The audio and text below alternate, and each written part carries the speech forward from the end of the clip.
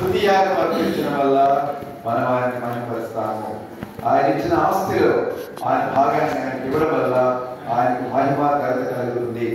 మనం ఎక్కువగా ఫలించడం వల్ల, ఆత్మ ఫలాలు మనలో ఉండడం వల్ల దేవునికి మహిమ కలుగుతుంది. ఆయన చెప్పిన పని ఏదైనా కూడా ఎంత చేయాలి? సంపూర్ణంగా, సంతోషంగా, సమర్థవంతంగా చేస్తే దేవునికి మహిమ కలుగుతుంది. మనం ఒకరి మనసులు కలిసి, ఒకరితో మనసు కలిసి ఐక్యతగా ఉంటే దేవునికి మహిమ కలుగుతుంది. ఆరవది, ఒకరినొకరు చేర్చుకోవడం వల్ల. తక్కువైన కుమారుడు వెళ్ళి వస్తే అన్న చేర్చుకోవడానికి ఇష్టపడలేదు, తండ్రి చేర్చుకున్నాడు కానీ అన్నకు ఆ మనసు లేదు. మరి అలా మనసు ఉంటే దేవుడికి మహిమ రాదు. తండ్రి లాంటి మనసు ఉంటే మహిమ. వారు ఎవరైనా వారు నల్లగా ఉన్నా, తెల్లగా ఉన్నా, ఎత్తుగా ఉన్నా, లావుగా ఉన్నా, చదువు వచ్చినా, చదువు రాకపోయినా, ఏ పని చేసినా ప్రభు రక్తంలో కడుపుకున్న వారందరూ ఒకే కుటుంబ సభ్యులు. బయట సమాజంలో ఎంతో గొప్ప అంతస్తులు ఉండవచ్చు, కానీ సంఘంలోకి వచ్చినప్పుడు మాత్రం అందరూ సమానమే. డిగ్రీ కాలేజ్ ప్రిన్సిపల్గా నేను రిటైర్ అయ్యాను. మా అధ్యక్షులుగా ఆ కాలేజీలో లేదా ఆ ఊరిలో డిగ్రీ కాలేజ్ ప్రిన్సిపల్ అయిన భాగ్యం దేవుడు. డిగ్రీ కాలేజ్ అనేది స్టేట్ లెవెల్ జాబ్, చాలా పెద్ద ఉద్యోగం. అది డిఈఓ అంటే విన్నారు కదా, డిఈఓతో సమానం. జిల్లా అంతటికి ఒక అధికారి ఉంటాడు విద్యా స్కూళ్ళకి, అందరికీ స్కూళ్ళకు డిఈఓ అయిన ఇది కాలేజీకే ప్రిన్సిపల్. కానీ ఆ ఉన్నతమైన ఉద్యోగంలో దేవుడు తీసుకోలేదు. కానీ సంఘానికి వచ్చినప్పుడు ఆ ఉద్యోగము, ఆ స్థాయి, అంతస్తు ఏది కూడా మనకు రాదు. మనమంతా దేవుడికి వెళ్ళం, మనమంతా అన్నదమ్ములం, అక్క చెల్లం. స్థాయి ఏం లేదు, గ్రేడ్స్ ఏం లేదు, ఫస్ట్ గ్రేడ్, సెకండ్ గ్రేడ్ అన్నట్టుగా అందరూ సమానమే. అలాంటి భావన ఉంటే దేవుడికి మహిమ కలుగుతుంది. చివరిది ఏంటి?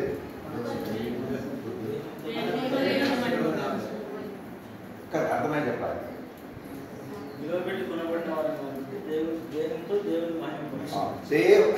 మన దేహాన్ని పరిశుద్ధంగా ఉంచుకోవడం వల్ల, మన అవయవాలను నీతి సాధనాలుగా దేవునికి అప్పగించుకోవడం వల్ల దేవునికి మహిమ కలుగుతుంది. Very good. ఇప్పుడు రెండవ వర్తమానం ఏంటది?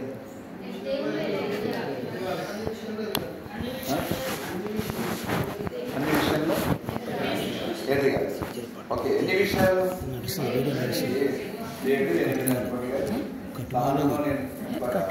సాత్వికంలో సహనాన్ని కూడా చెప్పారు. సరే, ఓకే. ఇప్పుడు ఎన్ని చెప్పాలి? 1 2 3 4 5 అనడానికి ఈజీ. 5 4 3 2 1 అనడానికి రాదు.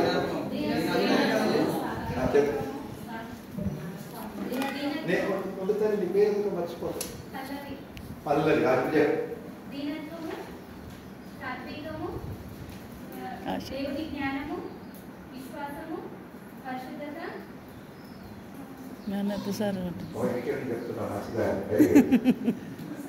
సత్యము, ప్రేమ. Very good. ప్రేమ మొట్టమొదటి, ప్రేమ రెండవది సత్యము, మూడవది పరిశుద్ధత, నాలుగవది విశ్వాసము, ఐదవది జ్ఞానం, దేవుని జ్ఞానము, ఆరవది సాత్వికము, ఏడవది దీనత్వము, వినమ్రత. అర్థమైంది? నేను చెప్పేది అర్థమవుతుందా? ఏమన్నా బౌన్సర్స్ మాదిరిగా గాలి ఎగిరిపోతున్నాను. మీకు అర్థమయ్యే భాషలో చెప్తున్నానా? నేను కాలేజీ వెళ్ళిపోయేదో వాళ్ళ పిల్లలు చెప్పినట్టు ఏదో నేను ఇంగ్లీష్ పెద్దగా ఎక్కువ వాడాలని లేదు కదా. ఇంగ్లీష్ పదాలు వాడాలని ఎంతమందికి ఇష్టం? ఇష్టం కదా. Okay, right. నేను ఈ దినాలు ఏం మాట్లాడాలి అని ప్రభు సన్నిధిలో ప్రభు వైపు చూస్తుంటే, దేవుడు ఈ దినాల్లో సంఘాల్లో చాలా ఉన్నాయి. సంఘాలు పెద్ద పెద్ద మందిరాలు, ఎందుకంటే 10 అంతస్తులు పొడవు పెద్దగా ఉన్న మందిరం. పెద్ద మందిరం ఎక్కడ చూసారు? కల్వరి టెంపుల్ చూసారా? కల్వరి టెంపుల్ చూసారు. ఇంకా బెల్లంపల్లి చూసారా? చూడలేదు. ఇంకా ఓకే, ఎవరైనా బెల్లంపల్లి అంటే ప్రవీణ్ కుమార్ గారు. మేము ఒక పెళ్ళికి పోయినాము.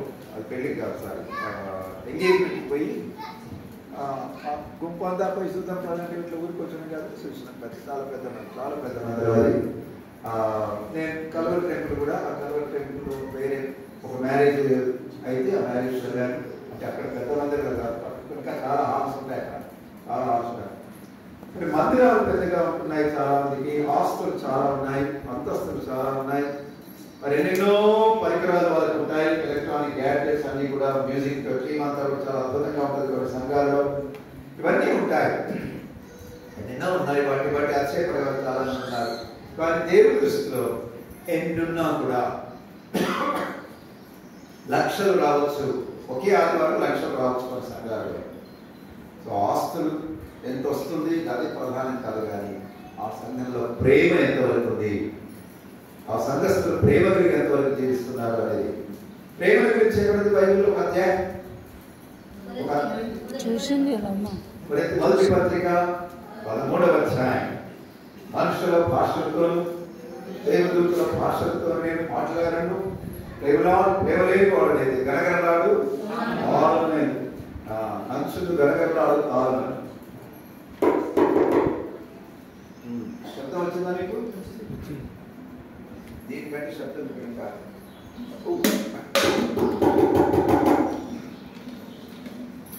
తాళానికి శబ్దం వస్తుందా? తాళానికి కొట్టిన వస్తుంది.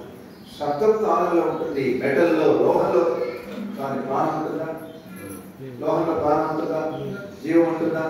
కాబట్టి ఒకవేళ పౌలు అంటాడు, సరే నేను ఆ టాపిక్ చెప్పాలని అనుకున్నాను, 13వ అధ్యాయాన్ని మీకు చెప్పాలంటే కారణం దేవుడి చిత్తాలను బట్టి. అయితే అంతకు ముందు దాని బ్యాక్గ్రౌండ్ తెలుసుకోవాలి. ఎప్పుడైనా ఒక విషయం నేర్చుకోకముందు ఏ పరిస్థితిలో రాశాడు, ఎవరు రాశారు, ఎందుకు రాశాడు అనే విషయాన్ని తెలిస్తే ఇంకా స్పష్టంగా అర్థమవుతుంది. నిన్న విజయ్ కుమార్ గారు మాట్లాడుతూ కొరింథీ పత్రిక 7వ అధ్యాయంలో విషయాలు చూపించారు కదా, మొదటి పత్రిక 7వ అధ్యాయంలో నుంచి భార్యాభర్తల ధర్మాన్ని గురించి ఆయన ఒక చూపించాడు, స్క్రీన్ పైన చూపించాడు. ఆయన మాట్లాడితే ఎవరంటే క్లోయే అనే వ్యక్తి ద్వారా పౌలుకు కొంత వర్తమానం వచ్చింది. అయ్యా క్లోయే అనే వ్యక్తి మా సంఘంలో పరిస్థితులన్నీ చాలా బాగలేవు, మనుషులంతా కూడా కొట్లాడుకుంటున్నారు, ఒకరి మీద ఒకరు కోట్లకు పోతున్నారు, ఐక్యత లేదు, గ్రూపులుగా ఉన్నారని అలా వచ్చాడు.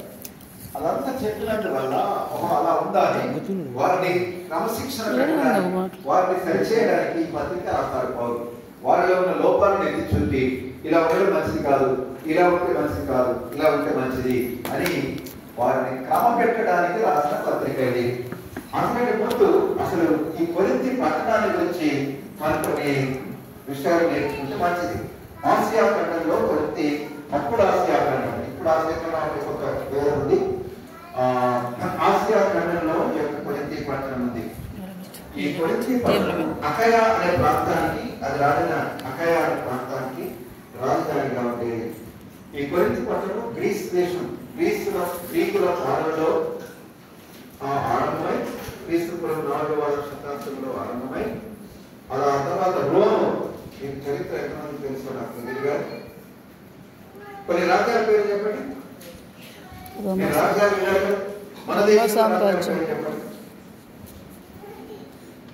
చరిత్ర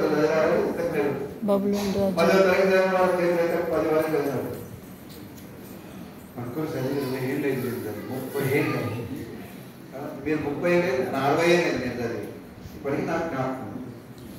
చెప్పండి కొన్ని రాజ్యాల పేరు చెప్పండి. మొఘలుల రాజ్యం, వెరీ గుడ్. గ్రీక్ మన దేశంలో మగధుల రాజ్యం, మగధులు అంటారు, మొఘలులు అంటారు, కాకతీయులు అంటారు కదా, కాకతీయ రాజ్యం, మగధ రాజ్యం, సామంతుల పేరు కదా. సరే, ఈ రాజ్యాలలో ఉన్నాయి కదా మన దేశం. అలాగే ప్రపంచంలో బైబిల్లో ఉన్న సంగతి చెప్పండి. బైబిల్లో ఉన్న రాజ్యాలు,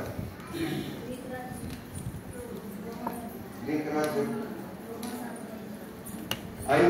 ఐగుప్తు రాజ్యం, అశ్షూరీయుల రాజ్యం, బబులోను సామ్రాజ్యం, బబులోని కల్దీయులు బబులోని, ఐగుప్తీయులు ఉన్నారు, అశ్షూరీయులు ఉన్నారు, చివరిలో గ్రీక్ వారు వస్తారు కానీ గ్రీక్ ప్రత్యేకంగా లేదు అక్కడ.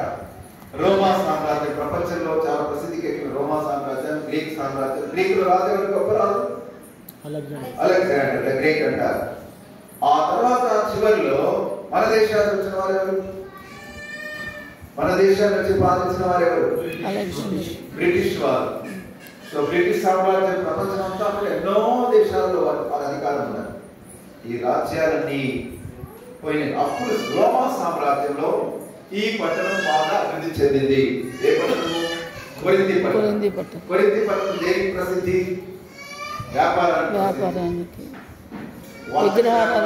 వినోద విలాస కార్యక్రమాలకు ప్రసిద్ధి, వ్యభిచార సంబంధమైనటువంటి వేశ్యావృత్తికి, వీటన్నిటికి ప్రసిద్ధి. వాళ్ళకు ఒక టెంపుల్ ఉండేది. ఆ టెంపుల్లో అధికారం పొందిన 1000 మంది వేశ్యలు ఉండేవారట. ఒక టెంపుల్లో, ఒక దేవాలయంలో ఎంతమంది? 1000 మంది వేశ్యలు. వారికి అధికారం, వాళ్ళ ఇష్టం వచ్చిన ఎవరితోనైనా వారు పాపం చేయొచ్చు, వ్యభిచారం చేయొచ్చు. అలాంటి పట్టణం ఇది. వ్యభిచారానికి కొరింథీ అంటే వ్యభిచారం, కొరింథీ అంటే పాపం. ఆ పదానికి ఆ దినాల్లో కొరింథీ అనేవారు. అలాంటి పట్టణానికి దేవుడు పౌరులు తీసుకుని వెళ్ళి స్వార్థ ప్రకటించడం వల్ల భయంకరమైనటువంటి ఆ వ్యక్తులంతా కూడా వాళ్ళ వ్యభిచారాన్ని, వాళ్ళ భయంకరమైన పాపాలను విడిచిపెట్టి ప్రభుని నమ్ముకున్నారు. కానీ తిరిగి మీరు కొత్త నిబంధనలు చదివితే కొన్ని సంఘాల పేరు చెప్పండి. కొరింథీ, ఇంకా ఎఫెసీ, ఫిలిప్పీ, గలతీ, కొలసీ, రోమా, ఇవన్నీ కొన్ని సంఘాలు ఉన్నాయి కదా. ఈ సంఘాలన్నింటిలో చాలా చాలా ఏమంటారు? సమర్థవంతులు, ప్రావీణ్యం కలిగిన వారు, టాలెంట్ కలిగిన వారు, గిఫ్ట్స్ కలిగిన వారు ఎవరంటే కొరింథీ వారు. వాళ్ళకు ఉన్నన్ని వరాలు ఇంకెవరికీ లేవు. ఎన్నో వరాలు వారికి ఉన్నాయి, రకరకాల వరాలు ఉన్నాయి. ఏమేమి వరాలు ఉన్నాయి? భాషలు మాట్లాడే వరం ఉంది, భాషలు అర్థం చెప్పే వరం ఉంది, ప్రవచనాలు చెప్పే వరం ఉంది, దయాలు వెలుగుంటే అధికారం వారికి ఉన్నది. అనేకమైనటువంటి ఈ వరాలు వారికి ఉన్నాయి. అంతకంటే వరం ఇంకెవరికి? మీరు ఒకసారి మొదటి అధ్యాయం 6వ వచనం చూడండి. కొరింథీ పత్రిక 1వ అధ్యాయం 5వ వచనం. అక్కడ ఒక నిమిషం, 5వ కలిసిన కదా. క్రీస్తును గురించిన సాక్ష్యం మీలో స్థిరపరచబడినందున ఆయన యందు మీరు ప్రతి విషయంలోను, అనగా సమస్త ఉపదేశంలోను, సమస్త జ్ఞానంలోను ఏమన్నది చూడండి, ఐశ్వర్యవంతులైతే. ఐశ్వర్యవంతులండి ధనవంతులు. దేంట్లో ఐశ్వర్యవంతులు? వాళ్ళకు జ్ఞానంలోను, ఉపదేశంలో. చూడండి ఎంత మంచి సాక్ష్యం అది. ఏ సంఘాన్ని గురించి మీ బైబిల్లో ఉంది? ఎక్కడన్నా ఇంకొక సంఘాన్ని గురించి పౌలు అలా మెచ్చుకున్నాడా? లేదు. వీరికి ఎన్నో వరాలు ఉన్నాయి, ఎన్నో టాలెంట్స్ ఉన్నాయి, ఎంతో జ్ఞానం ఉంది, ఎంతో బైబిల్ నాలెడ్జ్ ఉంది, దేవుని గురించి జ్ఞానం ఉంది. కానీ ఒకవైపు జ్ఞానం ఉంది, ఒకవైపు అన్ని వరాలు ఉన్నాయి, మరొక వైపు ఏముంది? కొట్లాట్లు ఉన్నాయి. ఎన్ని గ్రూపులు ఉన్నాయని చెప్పాను నేను? 4. ఏవేవి? ఒకడు క్రీస్తు వాడు అన్నాడు, ఇంకోటి ఏమన్నాడు? పౌలు వాడు అన్నాడు, ఇంకోటి ఏమన్నాడు? అపోల్లో వాడు, ఇంకొక కేఫా. కేఫా అంటే పేదరికి ఇంకో పేరు కేఫా. కేఫా అంటే రాయల్. సరే, 4 వాళ్ళు ఎవరికి వాళ్ళు గొప్పగా. సో గ్రూపిజం వాళ్ళలో ఉంది. తర్వాత వాళ్ళు అసూయ ఉంది, కలహాలు ఉన్నాయి, ఒకరి మీద కోర్టుకు వెళ్తున్నారు, తండ్రి కొడుకు ఒకే స్త్రీతో సహవాసం చేస్తున్నట్టుగా మనం చూస్తున్నాం. ఎంత భయంకరమైన విషయాలు. ఒకవైపు జ్ఞానం ఉంది, ఒకవైపు టాలెంట్స్ ఉన్నాయి, ఒకవైపు వరాలు ఉన్నాయి, మరొక వైపు జీవితాలు సరిగా లేవు.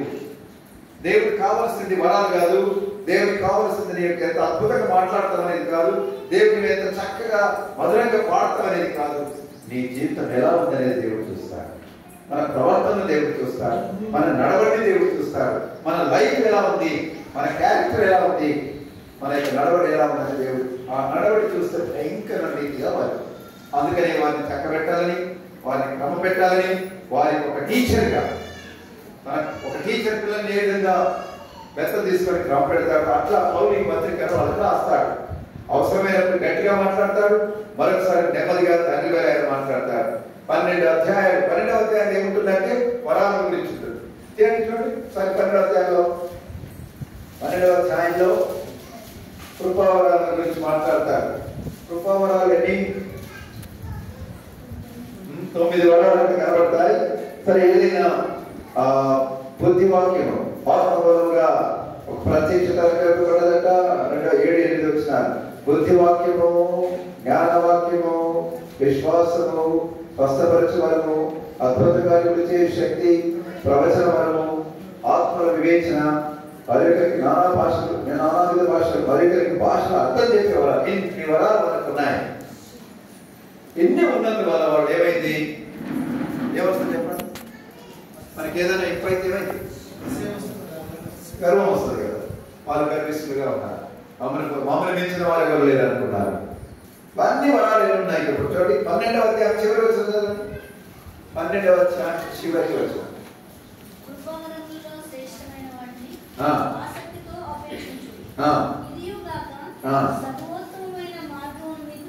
ఇదియు కాక అంటే వద్దని చెప్పలేదు, వరాలు వద్దని చెప్పలేదు. వరాలు అంటే దేవుడికి స్తోత్రం. పిల్లవాడు ఒక అమ్మాయి చాలా చక్కగా ఉంది, దేవుడు ఆమెకు అందం ఇచ్చాడు. అందాన్ని బట్టి స్తోత్రం, అందాన్ని బట్టి వందనాలు. ఈ అందం కాక ఉండాలి, వినయం ఉండాలి, విధేయత ఉండాలి. అలాగే తెలివితేటలు ఉంటే మంచి దేవుడికి స్తోత్రం. తెలివితేటతో పాటు వినయ విధేయతలు కూడా. అందుకని ఇదియు కాక అంటే వరాలు ఉన్నాయి, మంచిదే, మీకు వరాలు ఉన్నాయి. మరియు కావాలి ఇంకా సర్వోత్తమమైన మార్గము మీకు చూపుచున్నాను. 10 వరకు చదువుకున్న వాళ్ళకు సంధుర్యమైన జ్ఞాపకం ఉన్నాయా? తెలుగులో సంధులు నేర్చుకున్నారు. ఒక 2 పేరు చెప్పండి. సర్వోత్తమం ఏ సంధి అంటే అరుచు కాబట్టి చెప్తున్నాను. సరే సరే, మంచిదే. ఇంకా ఒకటినా సవర్ణ దీర్ఘ సంధి ఒకటినా? గుణసంధి. ఇప్పుడు అదే సవర్ణ దీర్ఘ సంధ, గుణసంధ, త్రిక సంధ, అహింస సంధి. అది గుణసంధి. సర్వ ప్లస్ ఉత్తమము, సూర్య ప్లస్ ఉదయము, సూర్యోదయము అనేది గుణసంధి. సరే, నేను తెలుగు గ్రామర్ ఏం చెప్పడం లేదు కానీ ఊరికే జ్ఞాపకం చేస్తున్నాను. సర్వోత్తమం అంటే అర్థం ఏంటి చెప్పండి ఎవరైనా? సర్వోత్తమం అంటే సర్వం అంటే అన్నింటిలో ఉత్తమము.